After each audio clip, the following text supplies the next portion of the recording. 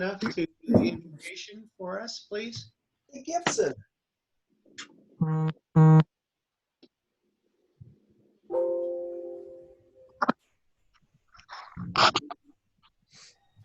Dave, did you hear me? Dave Gunter? You hear me? Yes, now we can. I muted and I think Bill unmuted me or I whatever. haven't done anything. Okay, if everybody would bow their head as per their custom. Dear Father, thank you for the blessings you've given us. Thank you for allowing us to be here together and do this even by Zoom. Thank you for this club, the work we do in the community, the work we've been able to do recently in the food bank.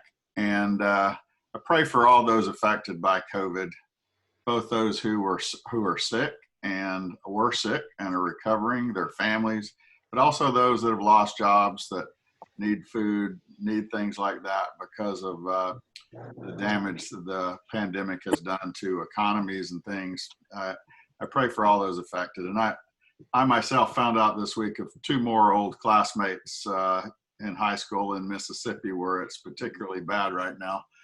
The 2 that are in the hospital with COVID. So I do pray for those that are sick with this. It's a horrible thing. I pray for Rotary and Rotary International and the work that we do all around the world. I pray that you would continue to bless us all so we can continue to contribute to the work that Rotary does. Thank you, Lord, for your blessings in Jesus' name. Amen. Amen. I'm gonna mute everybody, Dave, so unmute yourself when you get a chance, David.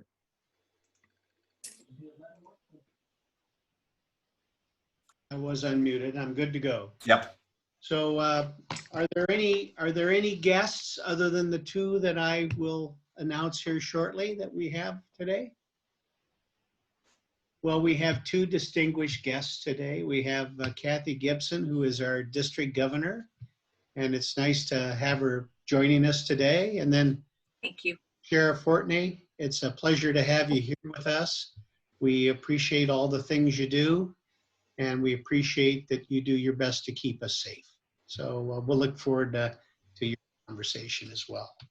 So at that, I'm going to just ask Mary Kay for a quick update on our, I like to catch her just when she's eating that second snack bar.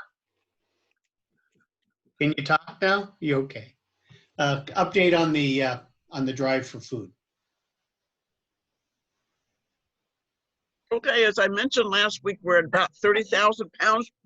My mouth full of food. 30,000 pounds. We should go over that this week.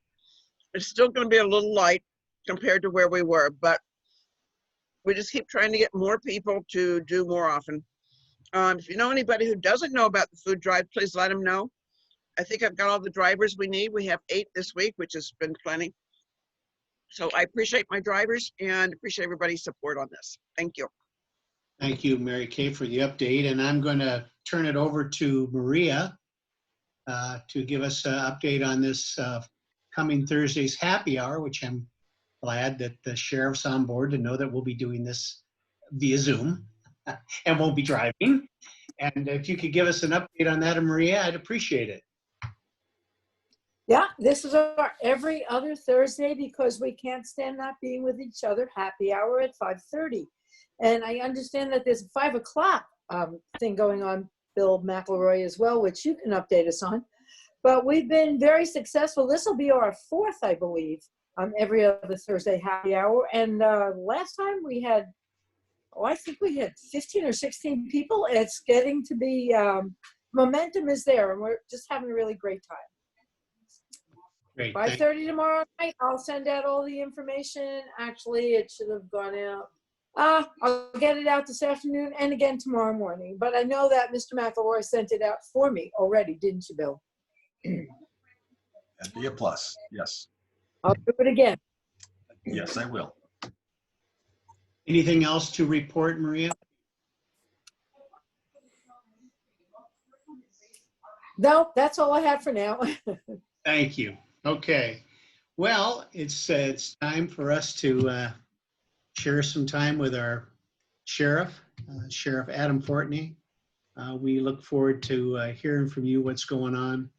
And so I'm going to turn it over to you. You've been a sheriff since January. You've had your hands full, and but you've been with the sheriff's department for what, 20 some years, and personally, I'm glad to have you as our sheriff. So I'm going to turn it over to you, and I'm sure there'll be lots of questions. Thank you. I appreciate that. I kind of wish this discussion, even though it's the noon hour, was happy hour too. But hey, I guess might be more interesting. I don't know. Thanks for the invite. I really appreciate it.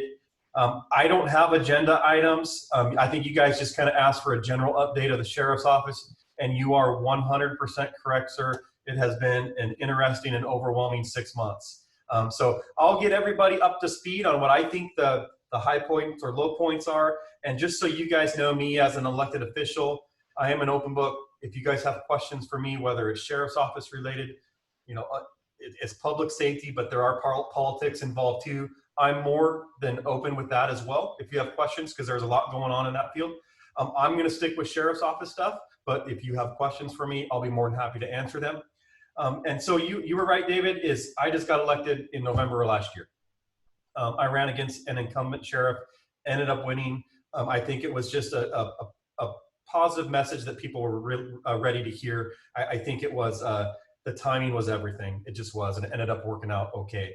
I take office January 1st of this year, and really the economy was roaring at that point. We were looking good in public sector work, and we were able to do some things, just get things started that I wanted to bring to the sheriff's office. And then we implemented maybe one of those things, and then COVID changed everything for all of us, both public sector, private sector, us personally at homes. It changed how we do business. And so that started our march, and really that's consumed almost everything up until the George Floyd incident in Minneapolis, which I'll touch on that as well, and the impacts for us. And so we spent March, April, and to current day dealing with COVID. We have had to change the way that we do business. Both, I describe the sheriff's office as, we have a corrections bureau, which is literally it's half of what we do. And then we have the law enforcement side of the house, and then all the support people bring everything together. But corrections, when you're talking about a pandemic that's raging like it was and still is to this day, we're housing people together in close proximity. And so we had to change the way we do business within corrections. And for those of you who didn't know, the jail leadership is appointed by any elected sheriff who comes in. I ended up keeping the two that were there from the former administration. I wasn't the sheriff that if you were doing a good job, you were going to get a fair shake from me. And I thought those two in there were doing a fantastic job within corrections. I'm happy to say they have, and I mean this in a literal sense, the corrections chief has rewritten the corrections manual on how to respond to a pandemic. I'm proud of that. I'm proud of the work they have done there. And while we have had cases of COVID-19 within the jail, not one of them, not one, has spread. And I think that's because of what the jail chief has done over there. So we've had no one contract COVID-19 because of something that happened within the jail. They were either booked in and we knew it, or they got caught ahead of time because of the precautions that we had in place. And then once we knew that we had a COVID positive patient within corrections, that never spread. There's not one case of it. So that's a positive, that's a good thing. On the law enforcement side of the house, we have had patrol deputies that have had to either arrest, actually been in struggles with COVID positive patients. We have not had one patrol deputy contract COVID-19, not one to date, knock on wood. I hope that continues. So I think what we're doing is working. I'm not saying it's perfect. There's always room for improvement in anything we do, but that part is good. Yes, I said some, and this is where it's just, you're going to get the real me. I said, I had a Facebook post in April. It was, I call it provocative. Someone call it controversial. It was, I acknowledge that up front. I felt it was time to say something. It really got hit hard in the media and everything because of the constitutional rights and not enforcing the order. I think 90% of it was, I just wanted our government to treat people fairly, and I wanted our response to COVID-19 to make sense. And there were weeks leading up to that Facebook post that I had conversations with community people, family members, elected officials who were thinking the same thing, but nobody would say anything about it. And again, I know there's some people who disagree, and I completely respect that. I felt it was time to say something. So that got a lot of attention, not all good. I would not, I'm trying to lay low right now, since then. I just want to get the new administration, the sheriff's office. But I said it, I own it, I acknowledge it, and I've never shied away from it. So I'll leave that at that. And if you guys want to ask me questions, I'm more than happy to answer. But it is one of the big things I've had to deal with. So then we move forward just a couple weeks, actually, and we have, what happened in Minneapolis to George Floyd. I came out publicly after the incident, and look, I'm usually the guy that says, let's let the investigation play out. We weren't there. We don't know what happened. And this just wasn't that case, you guys. I mean, everybody can look at it on video. And I think there's new video that even came out yesterday, but man, this isn't even a police training thing for me or anything. It's a human decency thing. If you have a guy that's on the ground, no matter what transpired, he's in handcuffs and he's saying he can't breathe. Just as a human being, get him up off the ground, make sure he's okay, call an aid car. So I think I've been pretty clear about that. And then with that comes everything that happened after, both nationwide and within Snohomish County. We've been very fortunate in Snohomish County. While we did see a lot of protests, they were, all of them were peaceful. They were. There was some controversy in the city of Snohomish, there's no doubt, but they were peaceful protests. And it was interesting that when I did my Facebook post in April with the governor and the constitutional rights and things like that, I had no idea that constitutional rights literally 3 weeks later would be the topic that everybody was discussing, but in a completely different context, and that was protests. And if anything, I've been consistent because I've absolutely supported the protesters' First Amendment right to be out there protesting, COVID or not. And if anything, I've been consistent, and every other elected official that I'm aware of in Snohomish County has supported their First Amendment right as well. That's a good thing, in my opinion. That's a good thing. Doesn't matter whether you agree or not. We as Americans have that right to protest. So anyway, George Floyd and what happened from there, and it's been a great time of both personal and professional reflection for me.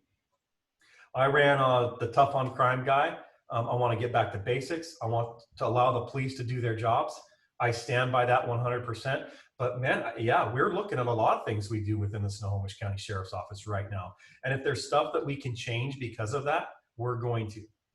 I can tell you this, I'm not going to make a rash decision. I'm not going to make a decision based on what might be the sentiment of the day out in the public. I'm going to make a calm, reasoned, and measured decision after we get a chance to look at it. And not just me, but with all of my leadership that are in place at the Sheriff's Office. Some of the things we did change. I'm proud to say that as the Snohomish County Sheriff's Office, and I'll give the former sheriff some credit here as well, we were in a pretty good place when it comes to what the incident in Minneapolis brought to the forefront. Racial equity, how we are internally at the Sheriff's Office. I would say that we are one of the most diverse workforces in our entire county, and I put us up against both public and private sector. And actually, this is the issue that I've come to find, and we've talked so much about this as an internal organization. No one knows it. And I want the community to know it. I want the community to know that currently, Snohomish County Sheriff's Office, I think we do reflect the community in which we work. And we're actually working on some things to make that public, which I'm really excited about. So I think we're in a good place at Snohomish County when it comes to racial equity and things like that. But when it comes to training, hiring, all of those type of things, you bet we're looking at them, every single one of them. The community is demanding it right now, and we need to listen. So while I say we're in a pretty good place, by no means do I want anyone in the community to take that as we're perfect and we're not changing a thing. We are listening, we're reflecting, and we will make changes that we think that we need to make. I have put in place, in order to get to that point, I said we're going to talk about things and listen, and we will make changes.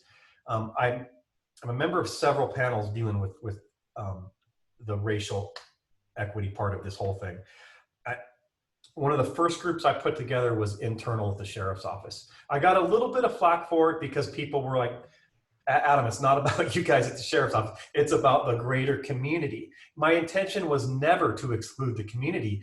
It was, we better get our own house in order first before we go start talking to the community. That was my intention with this internal group. And so when I say internal group, yes, I mean people of color.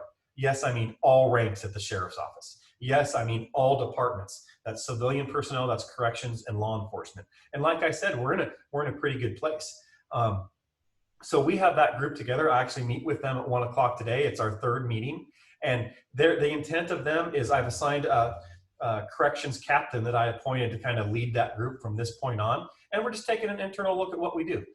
We all agree we're in a pretty good place, but if we can do better, we're going to do better. And if we can do better with more policies in place, that's what we're going to do. So we have an internal group. I have an external group. The external is what I mean by that is community group. Yes, people of color. There are some activists on there and there's some not activists. We had a new member join last week that grew up in the Chicago area, and she was a person of color, and her father is a retired Illinois State Trooper. So she brings the perspective of growing up as a law enforcement family, but now also dealing with what we're seeing nationwide. It was amazing to hear her story. So that group, I gotta be honest, I don't know the exact direction it's gonna take. I can tell you this though, everybody's excited.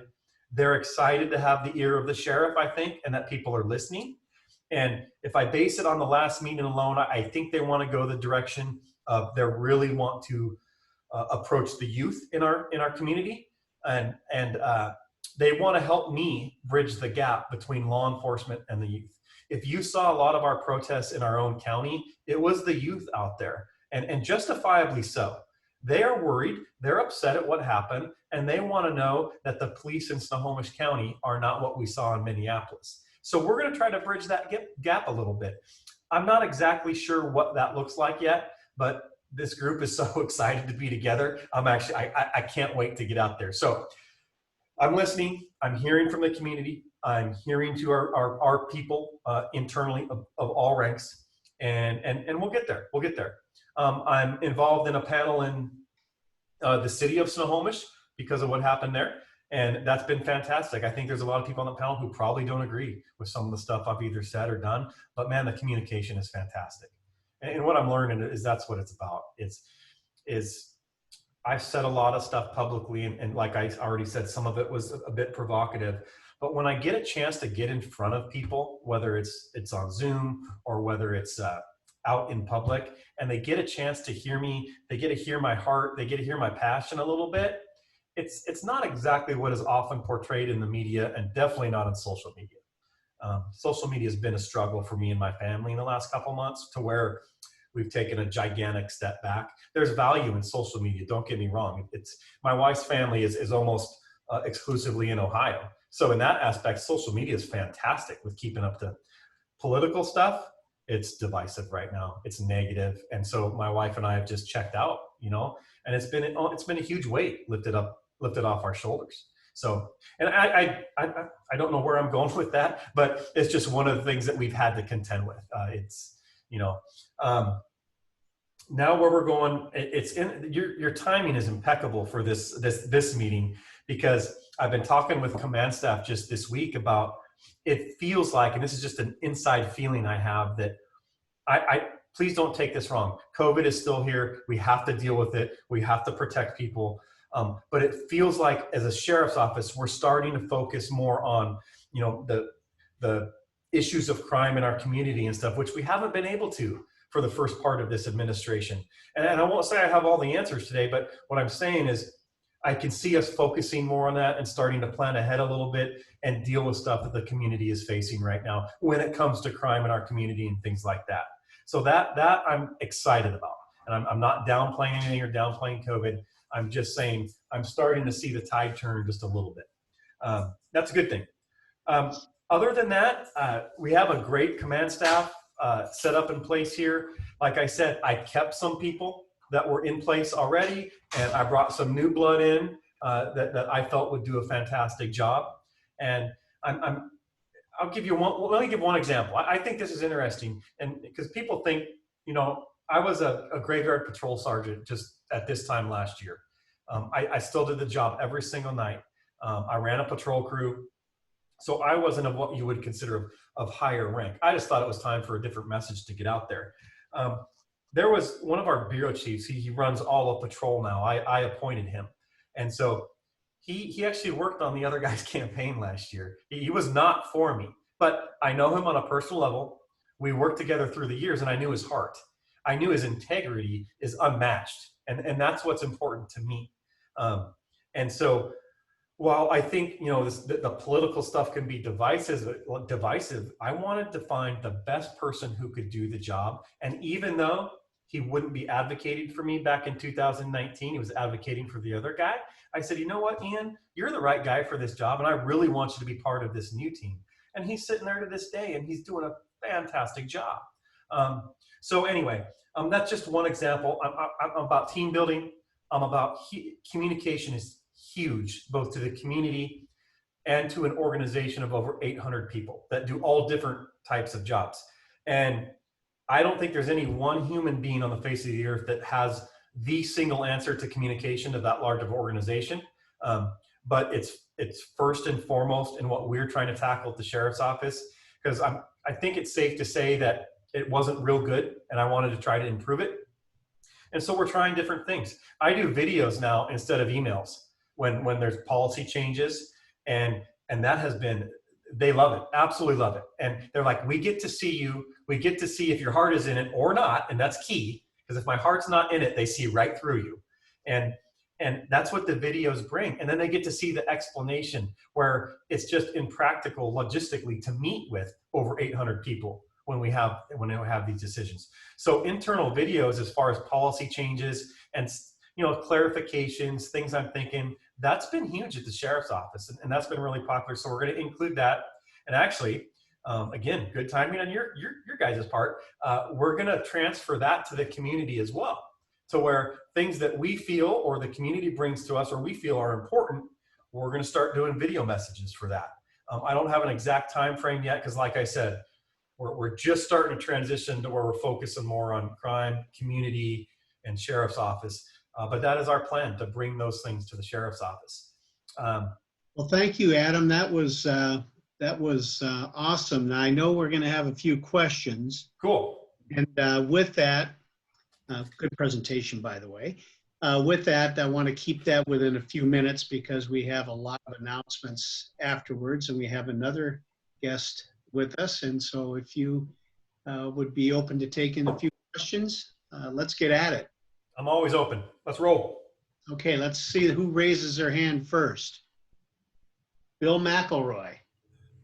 Just a simple question. What's happened in the last week in Snohomish County with the sheriff out of Seattle? We don't have a castle law. We don't have a stand your ground law type of situation here at Washington State. So what would be the recommendation as you as a sheriff? How would you recommend handling a situation, the neighbors handling that type of situation, Adam? So let me answer your question directly first. Call us and let us deal with it. That's my recommendation. Okay. I understand the intent, and listen to me. I support what the neighbors did. Okay. And I know that's controversial, but the police aren't there yet. They have every right to protect their property. They have every right to protect their neighbor. And fortunately it worked out okay. That's not my recommendation. Call the police and let us deal with it. That's what we do, because these things are volatile. They really are. I don't know what the intent of that group was. To this day, I don't know exactly who that group was. I think it's safe to say that I don't think their intentions were good. If you show up at a city official's or county official's private residence in the evening hours on a Saturday night, you can't have good intentions. I don't think that's a controversial statement. I don't think it's good that is happening anywhere in our community right now. But this is the narrative that's missing, and I haven't had the chance to, I'll say this to this group because I truly mean it. It's from my heart.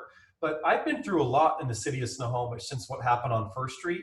And then last Saturday night was almost the narrative flipped on its head. It was a person of color that has made it through the ranks of the Seattle Police Department all the way to chief. She deals with what's going on in Seattle that I can't even fathom what she has to deal with down there in her city council. And she's targeted by this group at her own private residence where she has her family and her loved ones. But who came to her defense? Her white neighbors did. And I don't like the divisive racial stuff. I don't like that at all. But we have to call these events as we see them. I think that's a good thing we should be celebrating in our community, right? Race did not matter that night.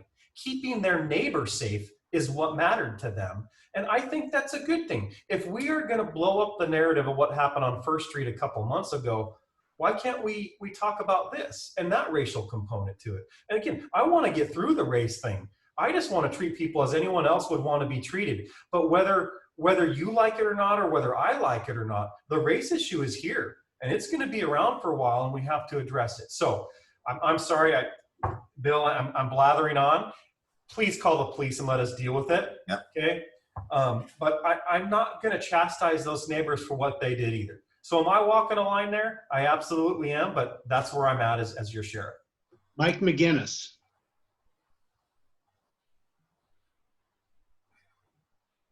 There we go. Okay. Hi, Sheriff. Right. Question: how do you keep morale amongst these good sheriffs, deputies, and police with what they hear in the media? So that's going to be a twofold answer. Because, listen, like I already said, I just came from the ranks last year. I skipped several of them, and now I'm the lead guy here. If there's anything I care about, it's morale. And let me just say, a former administration once said, morale is not my issue.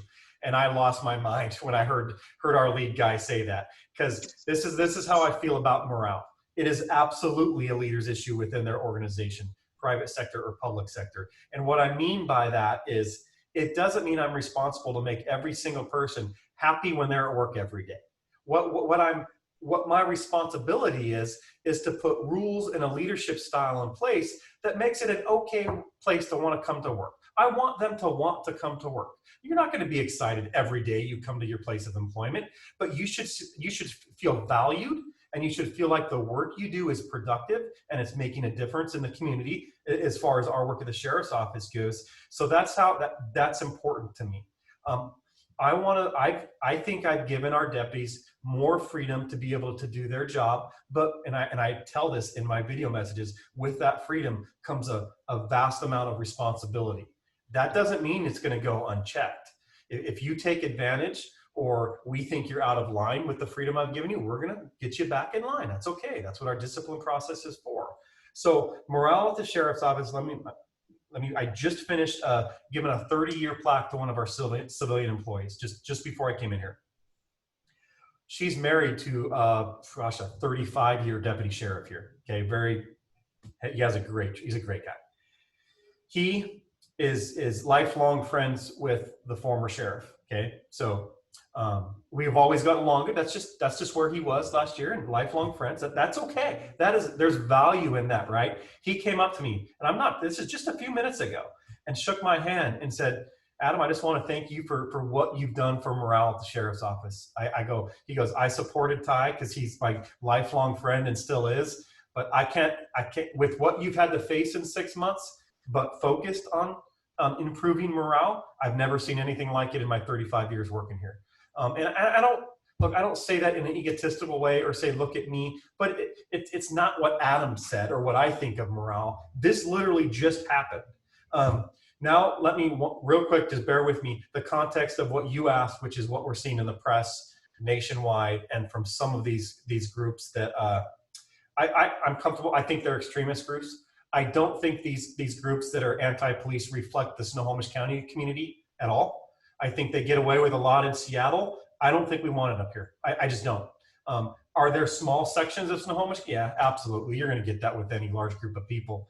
And I'll say this, it's been difficult because, especially if you're on social media, because again, it's so divisive and negative with police right now. But I just had a brand new deputy come up to me at the South Precinct yesterday, and I ask all the time because I want to know what they're thinking. And he's like, yeah, we're doing good. And I go, even with what you just said, Mike, the nationwide stuff, he goes, oh yeah, we're okay, because Snohomish County is different. And he goes, I haven't had to buy a meal in weeks. Our precincts are overloaded with food. They go, if they're in line in a patrol car at Starbucks, they haven't had to buy coffee for weeks. That's where I think Snohomish County is different. The people that the anti-police people or defund the police crowd, they're very vocal, they're very loud, they are relentless. I just don't think it's reflective of our community. And while the stories I gave you are anecdotal, I truly think it reflects Snohomish County. Not every single person, but the vast majority of people in Snohomish County, I think they value and respect their law enforcement. So we're hanging in there. We have a chance for two more questions, and we got to move on. So I'm going to, the first one up, I got you next, Amanda. But Mike Mallahan has been down on the left-hand corner going crazy, raising his hand. I didn't know if he had to go to the bathroom or he wanted to ask a question. Which one is it, Mike? First of all, Adam, I think that the vast majority of the state of Washington is in full support of our police and sheriff's department. So I think what happens in Snohomish County, I think is statewide. So I thank you for your service. And I think that, dramatically vast majority of folks also have that opinion. The wild ones, the non-desirables are in the minority. But what they do, what does happen, and I'm going to jump to my question. I think that George Floyd and the video changed our country. And therefore, police accountability with body cameras and telemetrics for your sheriff's deputies' cars, I think is an important thing to have. And I just want to get your spin on why you're not doing that. Thank you. And the question was why I'm not doing those things? Yes. Okay. Why did you cancel the contract for the telemetrics tracking your deputies' vehicles and speed and also body cameras for your deputies? This is exactly why communication is key to this. I'm going to touch body cams first, just because it's easy for me to answer. So I was a union president for the deputy sheriff for like 12 years, long time, and body cams became a big issue during my presidency of the Deputy Sheriff's Association. I was never opposed to them then, and I am not opposed to them now.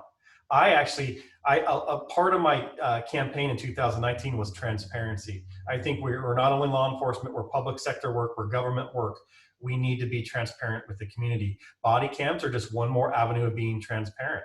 That's why these calls to cancel shows like Live PD and stuff, I don't understand that. To me, that's transparency. I think it's great. But back to body cams. I'll stay focused here. I'm all for them. This is the deal. For an organization as big as ours, they are extremely expensive.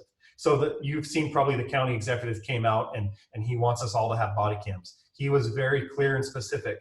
Every patrol officer, every corrections deputy, and in-car cameras as well. So seeing the writing on the wall, we sent one of our deputies out to start pricing that. We're at just over $2 million to start up first year right now. And then cost for every year after is right about the $1 million range. I don't have that money in our budget. And what I've said is I am going to support body cams if county government can figure out a way to fund it or to pay for it. I'm not taking cops off the street to get body cams. That's kind of where I stand on it. I am all for them. I think the Snohomish County Sheriff's Office does for the most part, again, we're not perfect. We do a good job. And if the community can see that more, I'm all for it. I think it's great. So I support body cams. The cost is overwhelming. And really quick, I know this is a long answer. It's not the cost of the camera. We have very liberal, and I don't mean that in a negative or positive way. There are liberal laws when it comes to public disclosure. Anything we tape on a body camera, we have to store to make it available to the public. It has to be redacted before the video goes out to the public for privacy reasons to comply with the state law. If we don't comply with the state law, we face fines, which opens up Snohomish County to liability. So part of that cost is having more staff in our public disclosure unit just to keep up with that. So long story short, I'm for them. We're just not there yet for funding. The telematics, I'll be honest, that question surprises me a little bit because I don't think too many people know about that. But I absolutely, what telematics is, they put black boxes in that didn't come with, we have basically Ford Explorers for patrol cars. They put black boxes in them to monitor driving habits. Anything and everything you can think of, it would monitor. My whole position of that is that one part of it was I think we should trust our employees to do the right thing. And when you don't, you're going to be held accountable. Part of it was cost. A lot of people don't know the cost. The cost just to monitor that was $12,000 a month. Now, in the general Snohomish County budget, that's chump change, okay? But to me, it's not. That's $12,000 that could be used for other things. And the former sheriff told me this to my face when he was still in office. Adam, you guys might as well just support it, because in 2 years, all new cars are going to have it anyway. And that was a year and a half ago. My contention is our cars are already computerized, the ones that we use in patrol, the new cars. And we have crash detectives that go out to the scene of serious crashes. They download all of that information anyway. We already get it. I'm just not going to spend $12,000 a month to get it. That was a very contentious issue within the ranks of the Snohomish County Sheriff's Office. It was kind of a big brother thing and things like that. I wanted to remove that and kind of start fresh. Look, I trust you guys and gals to do your job. Drive within your means. And when you go above or beyond that, you're going to be held accountable. There's no doubt. I think was that everything you had on there? Body cam. And I thank you for your support of the body cameras. I would ask you to reconsider the idea of going back to black boxes, because it saves on civil lawsuits and in accident investigations, and saves the county money on that end. So thank you very much. Real quick. Sorry, I know we're past, but I'll push back respectfully just a little bit. Yeah. I just don't think it does. And if it does, we already have the information. Why spend $12,000 a month? And that's not the box cost. That's not the shop cost to install it. That's just monitoring from Verizon, who we paid $12,000 a month. We get the information anyway. And I don't know that it does those things. I haven't seen that. From what I've seen, and I had an investigation come across my desk where they used that information. And finally, my command staff had to throw their arms up because the information, it didn't work. It's never worked appropriately within sometimes it has, but sometimes it hasn't. It was unreliable at best. All right. So anyway. Again, I thank you for that. We're going to have to get to the last question. Good. No problem. It's just, we've got a lot more going after this as well. So thank you for your understanding. Amanda, you have been raising your hand. You're up next. And after this, we will move forward. Thank you. Okay. Well, actually, I had a few questions, but I'll just ask one. One of the questions was the one Mike asked. So thanks, Mike. My question was, my understanding is the campaign that you ran on was focusing on, there was some discontention about officers not being able to arrest people who are breaking the law for things that maybe they were, a policy decision was made, they don't get arrested for.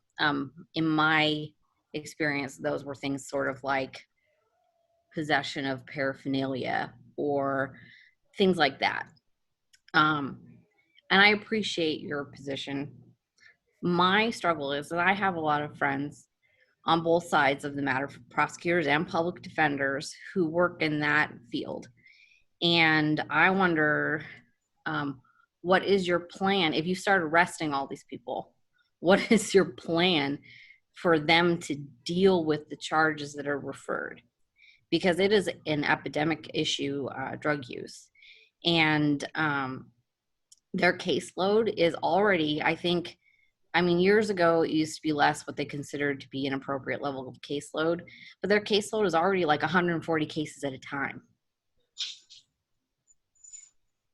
Well, is there a plan? Are you like lobbying for more funding for the prosecutor's office, or? Okay, so great question. Yes, I agree with what you just said. I did run on that. There's no doubt. Yeah. I had to live it as a patrol sergeant in 2019, where the frustration of the road deputies, I don't even know that I did it justice during the campaign. It was a huge issue. It was going out in our community, finding somebody. Oftentimes it wasn't finding anybody. We're dispatched to calls through 911. And we developed what I would call probable cause. So a crime has been committed. They would get driven to jail, and the jail would say, "Sorry, we're not taking them." And a lot of it was due to the drugs. There's no doubt. There's no doubt. But the impacts to the community of not being able to book that person or hold that person accountable, it's huge. I had to face them as the supervisor, where they found out. I use vehicle prowl as an example, and again, that's because it's real to me. I live this, to where a citizen once caught somebody breaking into their car, held them till we got there. We had a brand new guy handle the call. He drives him to the jail in 2019. He got turned away. That's just not okay. But your question of prosecution, I don't have all the answers, and I can't speak for the Snohomish County prosecutor. In my short time in office, I have learned you never speak for another elected official ever. So are prosecutors overworked? I think that's safe to say. I think there's no, just like our detectives are. I should clarify. That was for the nonviolent drug unit. Yeah. So I think, so we have two options. I want to get, well, the two options are arrest or not to arrest, okay? My deputies that work for me, as long as I'm sheriff, are going to have the discretion to arrest. I'm going to trust them to do their job, okay? And I gotta wrap up. I am very comfortable with the services that are in place in Snohomish County. That's within our corrections department, our diversion center, and our Carnegie building. That if someone in our community struggling with drugs, and they make the decision they want to change their life, our deputies will also help them get on that path. We have that in place in Snohomish County and can do that. So it's both. There's a place for accountability, and there's a place for compassion and getting human beings on the right track. Thank you, Adam, very, very much. I appreciate it. Let's give that again. And thank you again for taking time today for us. We appreciate it very much. Thank you. You got it. Anytime. Thank you guys very much. Okay. So we're going to go from here to our announcements. And under announcements, I think it would be appropriate to have Kathy Gibson, our governor, say a few words. And we're going to have her back for a presentation in the future. So Kathy, please. Great. Thank you, President David. And I really want to just be a visiting Rotarian here today. I don't have any formal remarks. I will do a quick shout out. We have an upcoming district newsletter for August coming out. So I refer you there for updates on the many things that are going on around the district. And I encourage you to submit information about what's happening at Mill Creek. In terms of also knowing where to get information and share information, we have a new private Facebook group just for our district. So if you do Facebook, check it out. Ask to join our private group under Rotarians of District 5030. And last but not least, we're not all work and no play, and that's obvious because you've got a happy hour coming up. But at the district level, we're going to sponsor our first virtual trivia night, and it's on Thursday, August 20th, and I hope Mill Creek will field a team or two to compete against other clubs for some prizes and some bragging rights. So thank you for the opportunity to join you today, and I look forward to coming back for a more official visit. Thanks so much, Kathy. Really, really appreciate it. We'll get some teams together too. We'll smoke that trivia round. Mike jumped in. I didn't quite get that. So also, Dave Bondo, a quick update, if we could, on the Goodwill eBay program, please. So what we're looking for now is to sort of fine tune some of the logistics. And we're probably another month or so off before we pull the trigger on this. But in the meantime, if you're in your garage cleaning it out or looking for, make some extra room, it's amazing what'll appear to you. I was out there digging around and found all my old baseball stuff. I have boxes of brand new baseballs. Those are probably worth $2-3 a piece. And you add those up and you have some decent dough. My old umpires gear. Paula's got some jewelry. Jeff Brennan is, I think he's got some art that he's found. So for now, just make a mental note of, what you have that you think might go well on the Goodwill eBay store.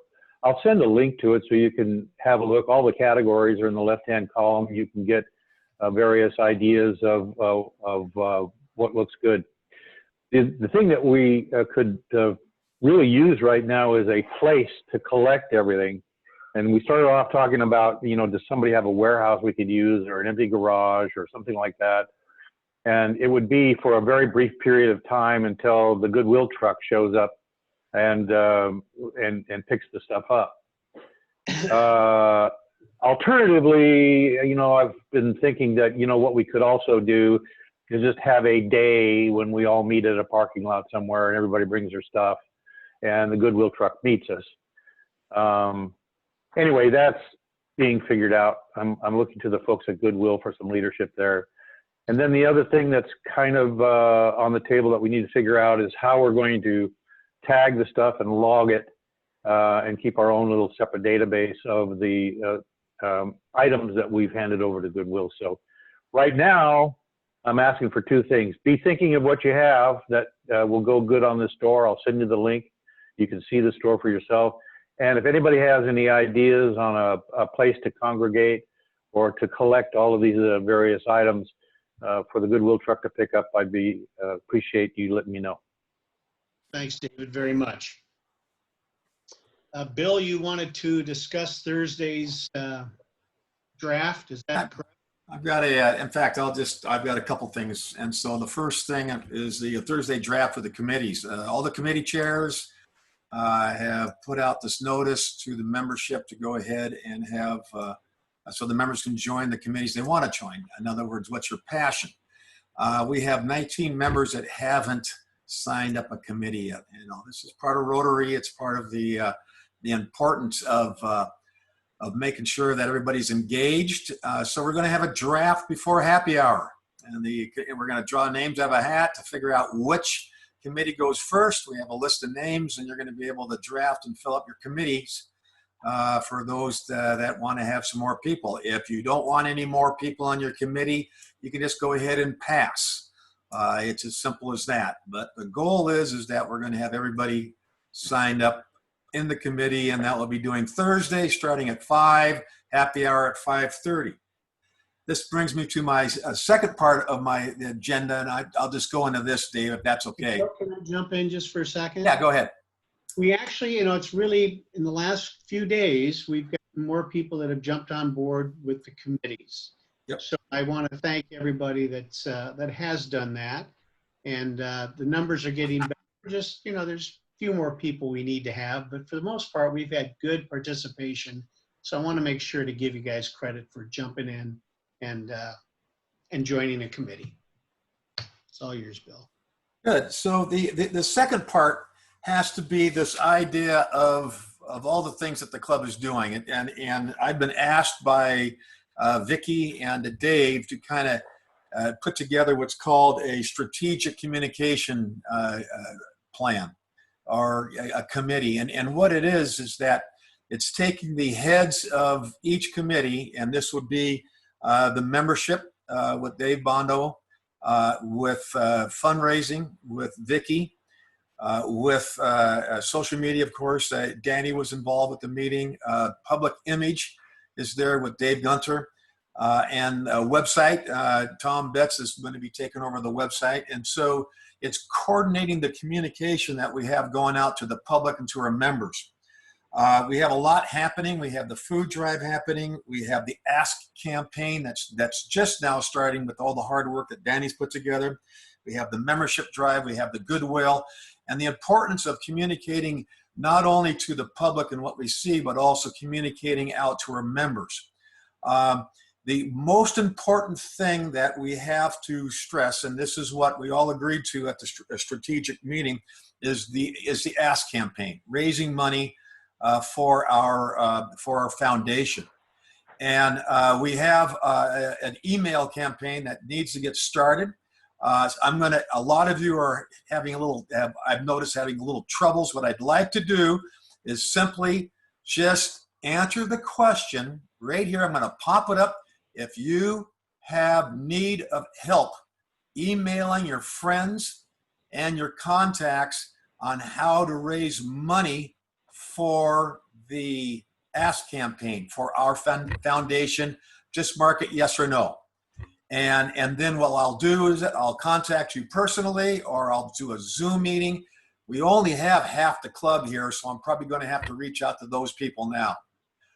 With that being said, We have 13 of the 23 people that are voting right now. I take it I'm going to close the vote down, and we'll go from there. So I thank you for that. And one of the things that's important to understand, that is that the strategic thing is just a matter of coordinating. I'm not doing anything else as far as the committees are concerned, but trying to coordinate the communication. And we had a very good meeting, and I think it was very good. It's going to be successful, and you're going to see probably more of a coordinated communication effort coming out. And so I'm excited about that. I think that's it for right now, David. That's terrific. So we got a few minutes here. I think it's time for Happy Bucks. Mike Mallahan had his hand up first. I got to run off to a meeting here quickly, but I want to throw in $10 for Sheriff Fortney for his candid responses and his willingness to engage, and very much appreciate his service to our community, but also his openness in our discussion. So $10 to Sheriff Fortney. Thank you. Thank you, Mike. And Mike McGinnis. – Okay, well, I'm happy because taking the family, which involves my 3 kids and 9 grandkids, down to Lake Tahoe, and we're going to celebrate 9 my wife's- grandkids. Wow. Yeah, 9 grandkids. We're going to celebrate my wife's 30th birthday, second time, and just looking forward to it. It's going to be fun. Oh, that's fantastic, Mike. That's fantastic. Tom Betts, please. $5, by the way. Thank you. $50 in honor of our great district governor, Kathy Gibson. She's a true leader. How many bucks? 50. Wow, that has happened rarely at the Mill Creek Rotary Group. Yes, Mary Kay.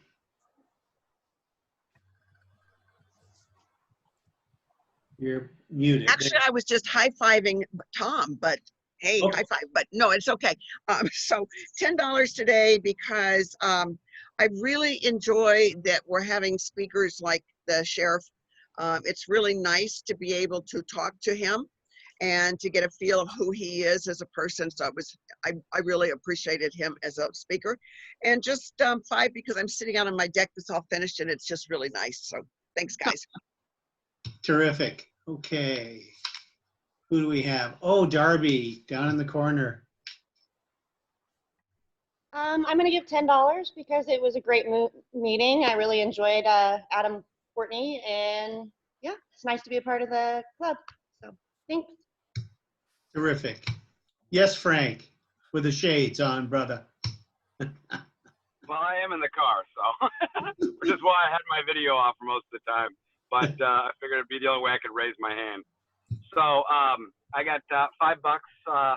Grateful for the sheriff and all of our law enforcement people, and regardless of whether we agree with everything they're doing and politically and everything, but I'm sure grateful, and I hope they don't get any defunding at all. So, and I also have $1 for our great club and the fundraising efforts, and I got $1 for getting to spend time with my kids last weekend, and $1 for Rachel arriving safely with her boyfriend and soon-to-be fiance in Hawaii, where he has been stationed. Uh-oh. Thank you, Frank. Okay, anybody else? Yes, Rick. I got $5 today. One for our speaker today. I thought he did a great job explaining what he's doing there in the tough times. Number 2, we had the passing of one of our people from Seattle, Pat O'Day. If you've been in Seattle for a long time, you've heard him, and he was a great guy. I listened to him from the time I was a little kid. One other thing, I put some Facebook page together to send out for our fundraising, and I've already got 2 people that have donated just in the last day, so it works. Terrific. Thank you. Maria. You're muted. Okay, there we go. Thank you very much, Sheriff. Sometimes I wonder how you guys keep doing it, and police and fire with this day and age. And I have to also say, very thankful for you being around. And on Friday at 3 a.m., I called 911 and we went to Overlake Hospital for an emergency pacemaker. And I was thinking if I was in Seattle, that might not have been responded to because of what goes on down there. And on a lighter note, Kathy, the 20th is your trivia night. You better be watching out for Mill Creek Rotary's trivia team. By the way, that is ours every other Thursday social night. That would be the next one after tomorrow's too. So you have competition. Well, go to your happy hour first and then come on trivia. It's going to start at 7. Oh, jeez. Good answer, Kathy. Yes, Bill McElroy. So again, communication happens to be the key. Good job with the sheriff. I wanted to reiterate the fact that for the next 3 weeks and 4 weeks, especially in the month of August, it's all about the Ask campaign, raising and making donations, and you'll be seeing a lot of communication coming out. It's it's the most important thing we can do for the foundation, and it's something that you'll be seeing coming down not only from the PI, from the committees and stuff like that, but it's just the important thing that we need to have. And so the communication needs to go out. I know that I just wanted to enforce that, and I know that it's just important that we just focus in on this for the next 3 weeks, just like we do at the auction. This needs a little bit of focus right now. This is the time to do it. Thank you, Bill. Danielle. I just want to add on to what Bill said. You guys, this Give campaign is to fund this year's projects. Normally, we fundraise a year in advance, and obviously our auction was canceled. And so the reason that we're making this big push this month is so that we can distribute funds to our committees and we can continue to do the work that we do. This is not for fundraising for next year, so it is a crucial thing that we're doing this month. So please send out the ask to your friends and family to try and move it up. In fact, I told Pat McKenzie that I got him a webcam so he could participate today, and he said he couldn't. And I said, well, then you have to give to the Give campaign, and he donated $500. So please push our fellow members and everyone to begin that campaign as soon as possible. And we'll have a date for the wine sales here shortly. Bonds. Thank you, Danielle. I have $5. I have $5 for a club that quite, is hanging in there.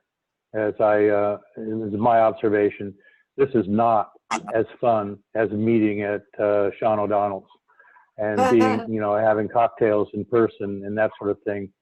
And yet the fact of the matter is that the need for a club like ours is greater than ever. So, the mere fact that people are staying focused on the need rather than how much fun they're having is a tribute to everyone here. And I just, if I had a cap, I'd be tipping it to you. Thank you, Dave. Anyone else? Yes, Dave Gunter. You're on mute, Dave.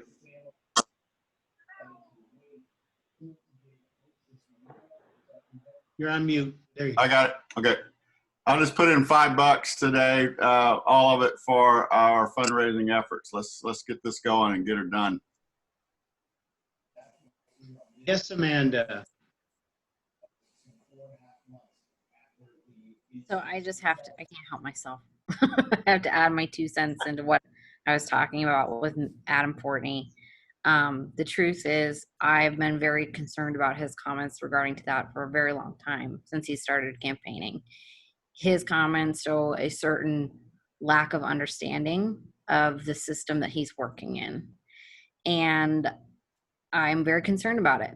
The reason why they were turning people away from the jails, because for about a decade, the jail had a lot of deaths, costing the county millions of dollars. So I understand that, and I don't get me wrong, I understand their frustration and their need to arrest people who are breaking law. I get that. But without the backing of the funding in the process, it's a huge issue. And he sort of blew it off, quite frankly, when I brought it up. I get that he can't speak for Adam Cornell, but like 140 cases is, when you say that to people who have practiced that area of law before, they are blown away. So, I mean, I don't know how to explain it. I just couldn't help it. I had to add my 2 cents. It's going to cost you more than 2 cents for those comments. Not too bad. You're only getting $2. Anybody else? Well, I'd like to give a few bucks. Write that down, Sid. $5. I'd like to give $5 to a terrific club, an engaged club, a fun club. Used to be funner when we were actually partying in person, but a fun club and just a great group of folks. And I did appreciate the fact that the sheriff came on and is willing to answer all the questions. Thing is, you can't give a guy a couple of minutes to cover a lot of stuff too. And so he did probably as good a job as he could with what he's got to work with. I don't know. But I will tell you, I loved his being open. That's number one to me. Be open, transparent, be honest. So with that, Bill, let's do the four-way test. Okay, everybody. Of what things we think, say, and do, is it the truth? Is it Fair fair to to all concerned?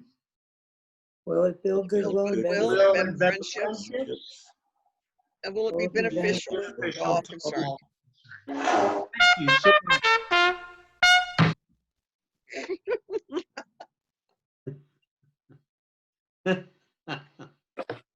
Love it, Bill. He spends days on this stuff. Yeah, I know. I sent him something the other day, so he'll have something the other day. Bye, guys. See you tomorrow. Bye, everybody. See y'all you on tomorrow. Thursday. Thank you so much for being on. Bye.